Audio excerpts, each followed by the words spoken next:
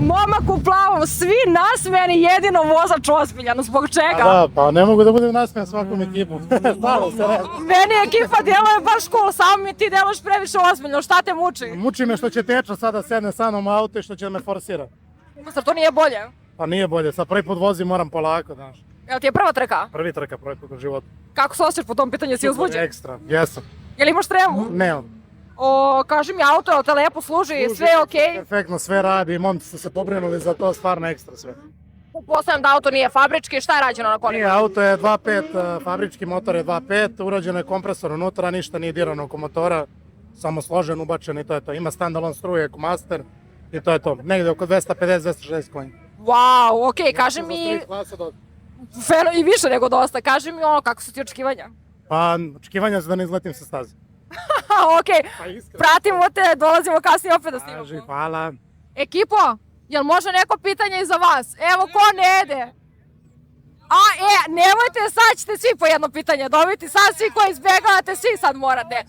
Molim vas, kako su vam očekivanja, evo ti? Očekivanja su na nivou, znači nadamo se da će naš vozač da ispoštuje to što smo uradili i to je to, očekujemo najbolje. Ali bit ćete uz njega iako ne bude najbolje. Naravno, mi smo tu za njega i kad je loše i kad je dobro.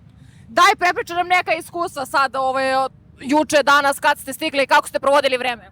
Juče je bilo sve super, do jednog izletanja malo smo neku štetu, rešili smo, sanirali smo jako brzo, nastavili smo dalje, za sad sve radi dobro kako treba. Tu je ekipa koja rešavamo sve, vozač nam je dobar, za sada nećemo ga menjati još.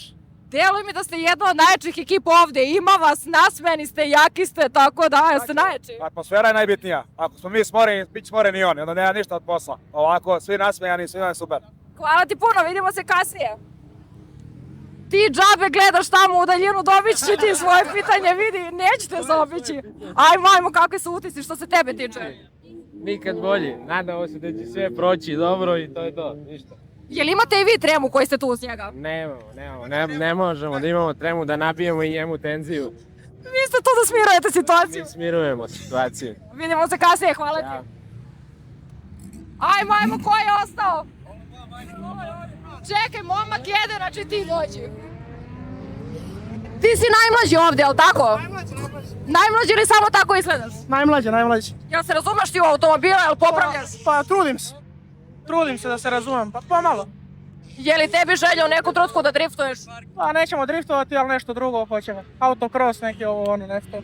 Napravit ćemo nešto. Kako su tvoje očekivanja, kako se ekipa provodi ovdje? Super, auto radi, služi, spakovali smo sve. Vozač ne preteruje.